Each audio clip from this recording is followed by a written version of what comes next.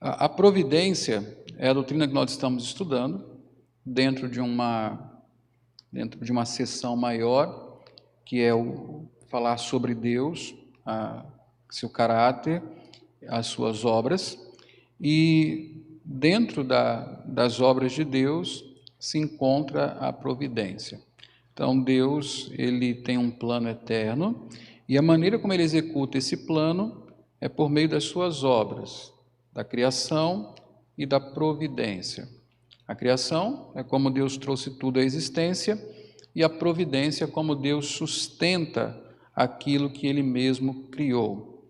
Na criação nós vemos Deus de forma imediata, sem meios, criar tudo a partir do nada com o poder da sua palavra, e na providência nós vemos Deus através das leis que Ele mesmo estabeleceu e dos meios, das coisas que Ele mesmo criou, promover a manutenção deste mundo.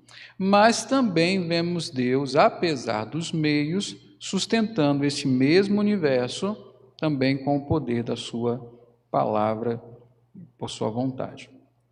Hoje, o que nós vamos ver na providência são três coisas, mas principalmente vamos gastar tempo com dois assuntos, que é a queda dos filhos de Deus e o endurecimento dos ímpios, mas são 3 parágrafos hoje.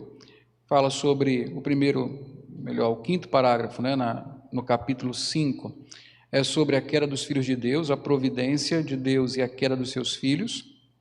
Depois nós vamos falar sobre a providência e o endurecimento dos ímpios, e depois a providência e a igreja. Então, vamos ver aqui o que diz a nossa confissão de fé a respeito da providência e a queda dos filhos de Deus. O muito sábio, justo e gracioso Deus, muitas vezes deixa por algum tempo seus filhos entregues a muitas tentações e à corrupção dos seus próprios corações, para castigá-los pelos seus pecados anteriores, ou fazer-lhes conhecer o poder oculto da corrupção e do dolo dos seus corações, a fim de que eles sejam humilhados, para animá-los a dependerem mais íntima e constantemente do apoio dele e torná-los mais vigilantes contra todas as futuras ocasiões de pecar, para vários outros fins justos e santos. Então, uma pergunta que sempre nos incomoda é essa, Como pode crentes caírem em pecado e até viverem durante algum tempo como se não fossem crentes, como se não fossem realmente salvos, E a confissão de fé se debruçou sobre isso, os nossos irmãos lá de Westminster se debruçaram sobre esse assunto dentro da providência de Deus. E eles não negam que Deus tem parte nisso. Na sua vidência, ele contempla esse tipo de coisa. Então, sempre ficamos confusos quando testemunhamos a queda em pecado e a aparente apostasia de um crente. Neste capítulo da nossa confissão, veremos o que a Bíblia diz sobre o papel e o propósito da providência na queda temporária dos filhos de Deus. Então, todos nós aqui conhecemos alguém, principalmente aqueles que são crentes desde pequenos, que viveram várias gerações na igreja, vão se lembrar de um tal fulano que foi um crente fervoroso, mas que de repente deixou a fé, começou a viver como um ímpio. Todos nós conhecemos alguém assim. Eu, por exemplo, lembro que quando era adolescente tinha um rapaz na igreja e até um certo momento era uma referência, um jovem mais velho, que ajudava muitos adolescentes e sempre foi um bom testemunho, mas em um determinado momento da vida abandonou a fé. Abandonou e fez coisas terríveis, ainda faz. Esse ainda não voltou. e faz coisas terríveis. Como isso pode acontecer? Será que Deus falhou? Será que não tem nada na providência de Deus? Isso fugiu ao controle do Senhor? Não é bem assim, não é? Então vamos ver o que o parágrafo nos ensina com base nas Escrituras.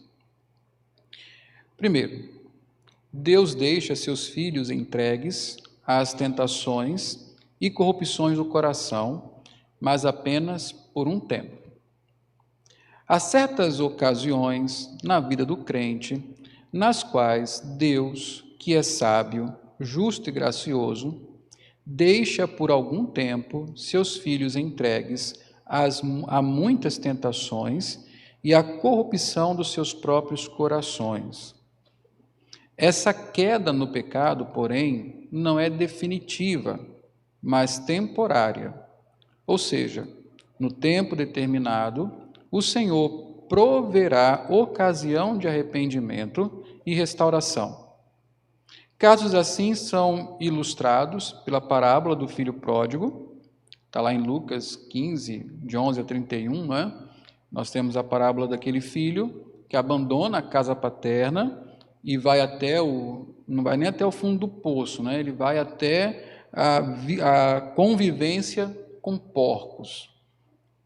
Se degenerou de tal forma que acabou desta maneira. Viveu uma vida leviana, abandonou tudo, mas tem aquele ponto de virada que o evangelista Lucas fala que ele caiu em si.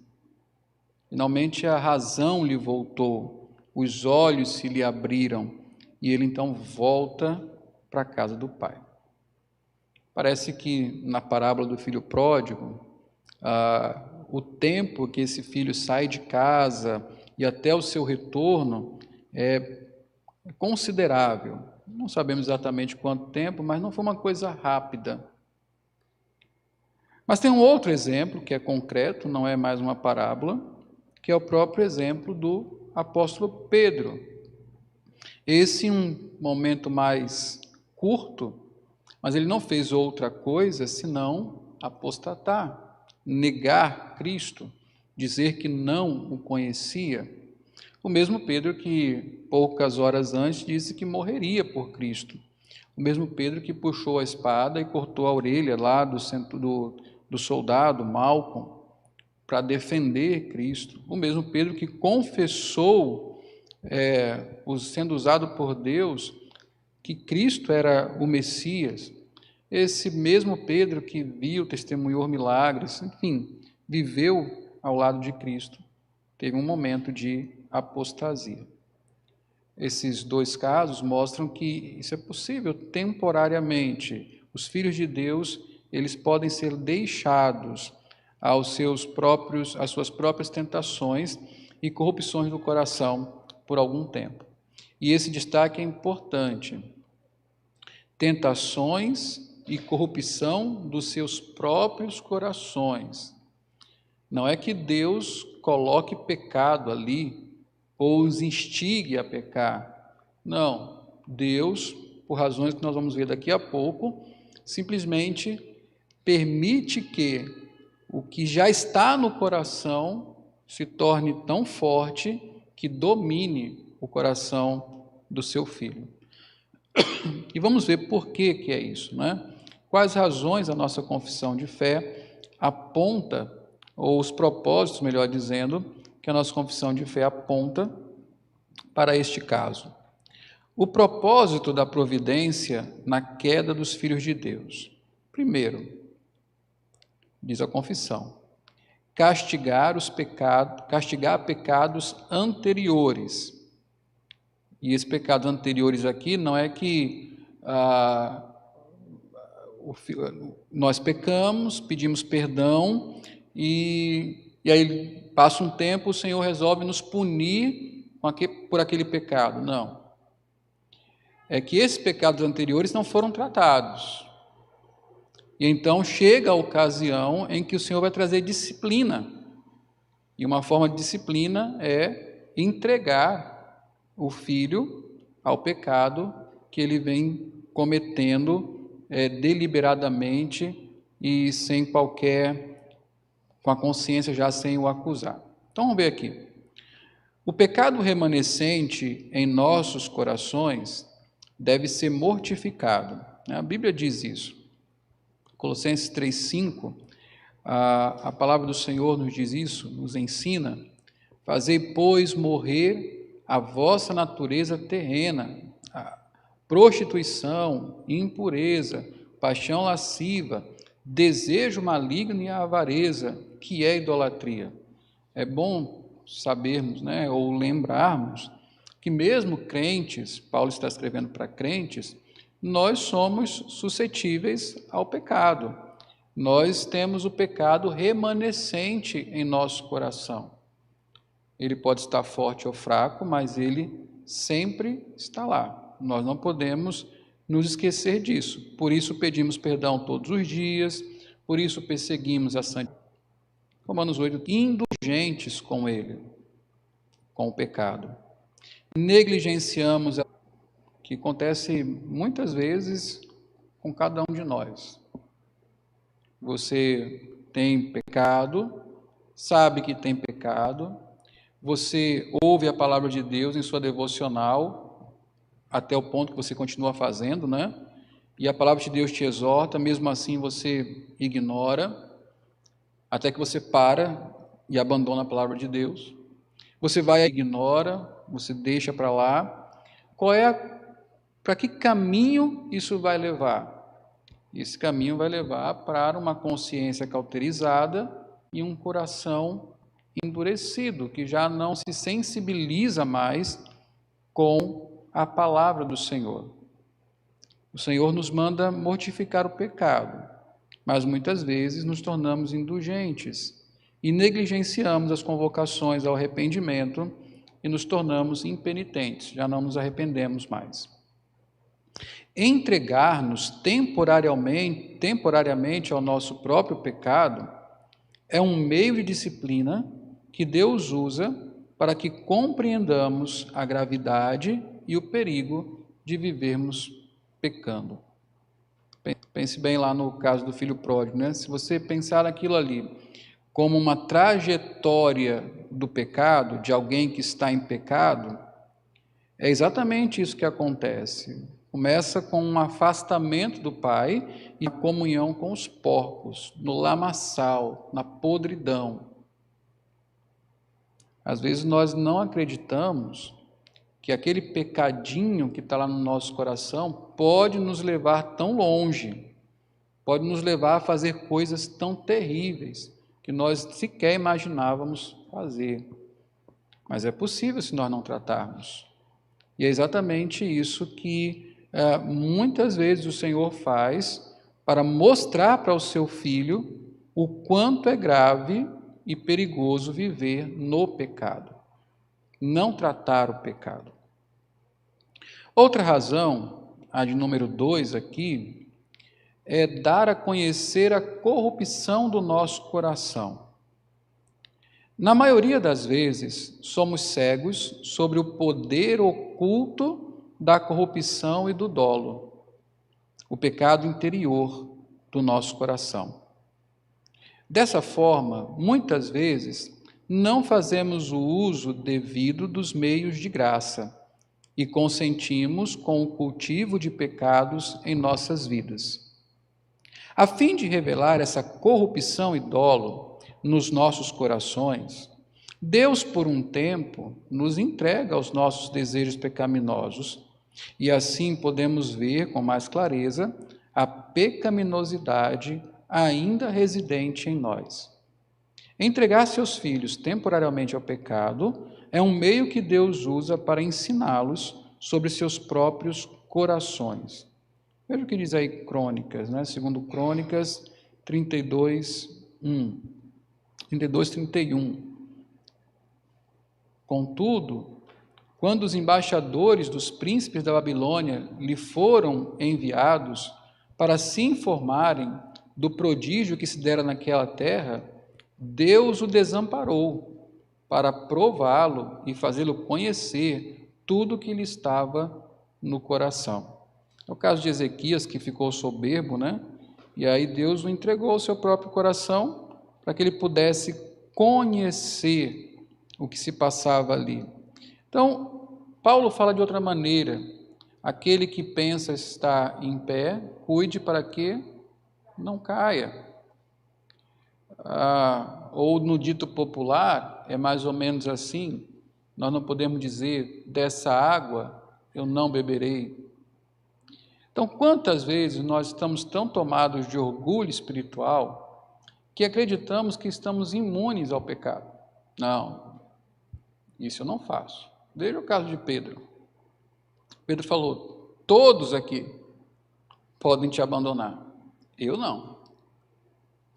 Você entende o que Pedro estava, como Pedro estava cego a respeito do seu próprio coração? E foi justamente Pedro que abandonou de maneira mais evidente, traiu o Senhor Jesus Cristo. Então, esse abandono ao pecado é justamente para levar o Filho de Deus a entender que o seu coração tende à corrupção. E olha que coisa interessante: quem nos sustenta é a graça do Senhor, não é isso? Só que a graça que nos sustenta opera pelos meios de graça. Às vezes nós somos muito passivos. Falando, não, quem vai me sustentar é a graça de Deus. E ficamos a nossa vida sem ler Bíblia, sem orar, sem ir à igreja, achando que a graça de Deus vai nos sustentar. Mas ela opera por meios. É por isso que nós temos os meios de graça. Se eu enxergo o pecado no meu coração, eu vou ficar esperando a graça operar nele?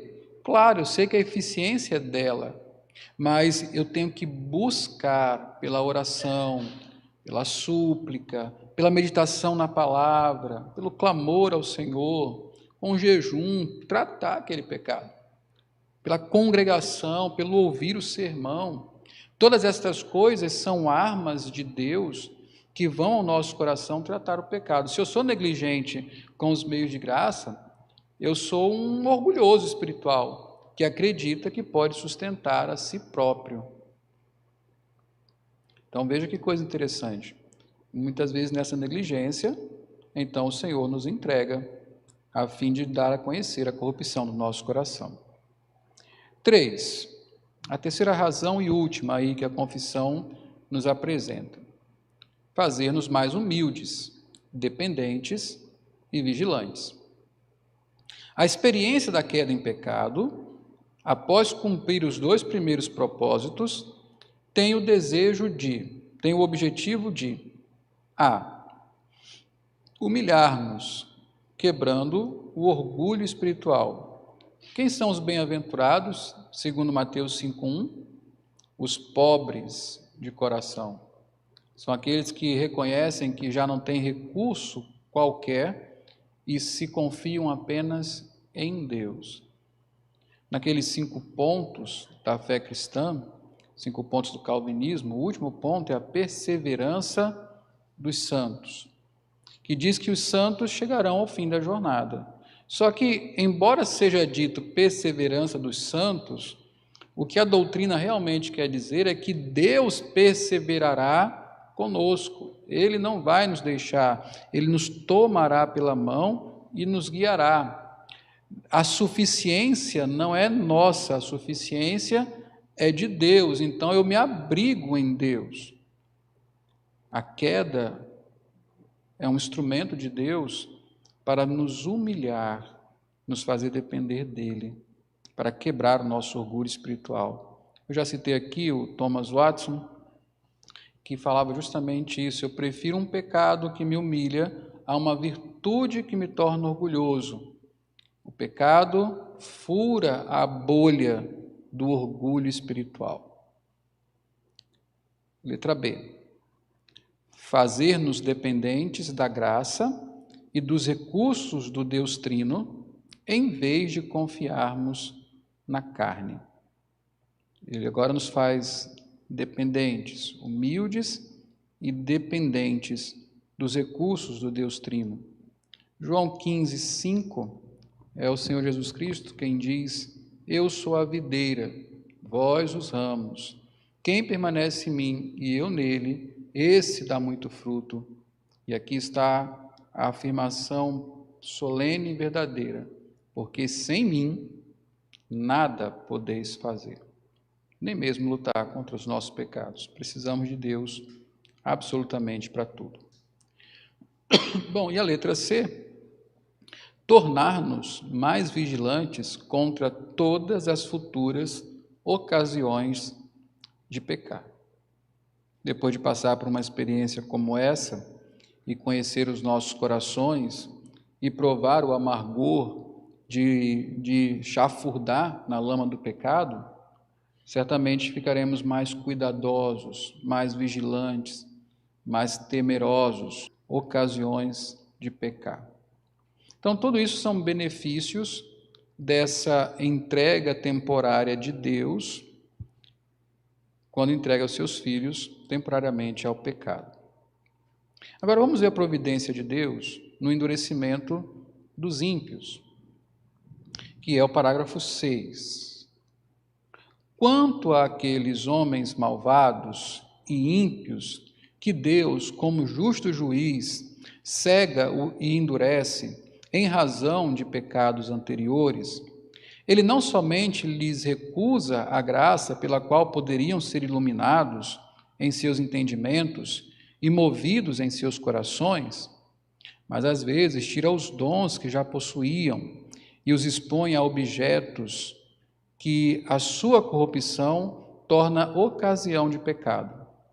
Além disso, os entrega às suas próprias paixões, às tentações do mundo e ao poder de Satanás. Assim acontece que eles se endurecem sob as influências dos meios que Deus emprega para abrandamento dos outros. Nesse parágrafo, nesse parágrafo da confissão, se expõe que Deus, o justo juiz, em sua providência, cega e endurece os ímpios, e assim o faz para castigá-los por seus próprios pecados. É o que está escrito lá em Romanos 1, 24 a 28, quando Paulo fala do juízo de Deus sobre aqueles que o abandonaram. Por isso Deus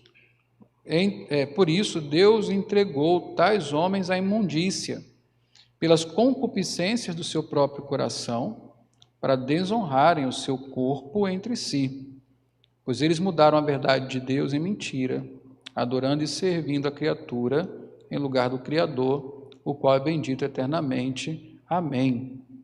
Por causa disso, os entregou Deus às paixões infames, porque até as mulheres mudaram o modo natural de suas relações íntimas por outro contrário à natureza. Semelhantemente, os homens também, deixando o contato natural da mulher, se inflamaram mutuamente em sua sensualidade, cometendo torpeza, homens com homens, e recebendo em si mesmos a merecida punição do seu erro. Então, nós lemos aqui no versículo 24, versículo 26, Deus entregou. Primeiro entregou a imundícia, depois entregou a paixões infames ou antinaturais. Então, Deus cega e endurece os ímpios. E o que isso significa, né? É importante nós entendermos o que significa Deus entregou ou Deus endureceu o coração de Faraó, por exemplo. Não é que Deus tenha tornado o coração mais duro do que ele é, ou tenha colocado pecados ali que não havia antes. É o simples fato de Deus retirar a graça. Se Deus tinha algum freio, se Deus colocava algum limite, tira o freio, retira a graça e deixa que a pessoa seja tão corrupta quanto ela pode ser. Porque nós não somos tão maus quanto podemos ser. O Senhor nos freia. A graça e o poder do Espírito Santo em todo o mundo refreia o mal. Mas Deus retire a sua graça, o que vai acontecer é que os homens vão se corromper tanto quanto podem. E é isso que significa Deus entregar alguém ao seu próprio coração ou endurecer o coração de alguém. Não é fazer o coração tornar-se mal, mas é simplesmente entregar o coração à maldade e ao potencial de maldade que já existe ali.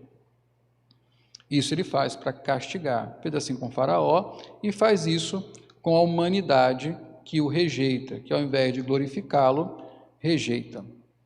Diferentemente do que acontece com alguns crentes, nos ímpios, esse endurecimento é definitivo e constitui-se de Deus recusar-lhes sua graça, pela qual poderiam ser iluminados em seus entendimentos e movidos em seus corações, sendo assim levados ao arrependimento.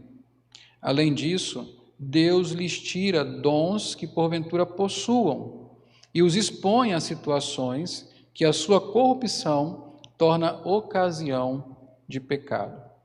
Então Deus larga de mão, né?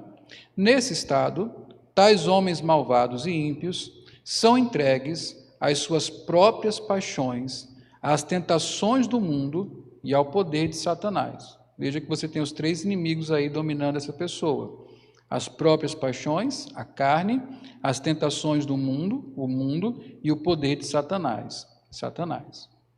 Para esses, os meios que Deus usa para quebrantar uns, a eles endurece. Interessante que a mesma palavra que leva à salvação é a mesma palavra também que, rejeitada, ainda provoca mais endurecimento. Assim como Cristo é a pedra angular e, ao mesmo tempo, a pedra de tropeço para os que o rejeitam. A conclusão desses dois pontos, desses dois parágrafos, é a seguinte: a Bíblia nos ensina que tanto crentes como ímpios podem ser endurecidos por Deus. Isso é bem importante. A Bíblia nos ensina que tanto crentes como ímpios podem ser endurecidos por Deus. Em tal estado, não há como distinguir um do outro. Quando está todo mundo em pecado, você não sabe quem é eleito, quem não é, quem é filho de Deus, quem não é. Está todo mundo no mesmo pacote, é tudo ímpio. Em tal estado, não há como distinguir um do outro. E até que aconteça, não saberemos se haverá arrependimento ou não. Então, quando todos estão entregues ao pecado, estão todos no mesmo barco. Não podemos dizer, não, fulano era da igreja, vai voltar. Não sabemos. Naquele momento é um ímpio cometendo seus pecados e sujeito a tudo aquilo que o pecado traz. Morte eterna e todo sofrimento e miséria que o pecado traz nessa vida. O arrependimento não é algo fácil. E é uma coisa importante, ninguém se arrepende quando quer. Então, se você já falou assim, não, eu vou pecar hoje, mas amanhã eu me arrependo. Ninguém se arrepende quando quer. Paulo diz lá no capítulo 2 de Romanos, que é a bondade de Deus que nos conduz ao arrependimento. Não é? Então, arrependimento não é algo fácil. Por isso devemos buscá-lo enquanto somos sensíveis ao pecado e podemos ouvir a voz de Cristo na pregação do Evangelho. É prudente buscarmos o conserto enquanto o tempo é oportuno. Não dá para brincar com o pecado. Pode ser temporário. Pode ser, mas pode não ser. A parábola do filho pródigo, ela foi contada de forma que ele voltou, mas há muitos filhos pródigos que não voltam. Jamais. Então, essa não é uma brincadeira. Não há garantias. A ovelha que se perde pode ser achada, mas a ovelha que vai tão longe que não é mais encontrada. Então, é muito importante isso aqui. Se não mortificarmos o pecado, ele provocará nosso endurecimento. Podemos cair de tal forma que talvez não encontraremos mais lugar de arrependimento. Hebreus 12, 14, 17, está escrito: segui a paz com todos e a santificação,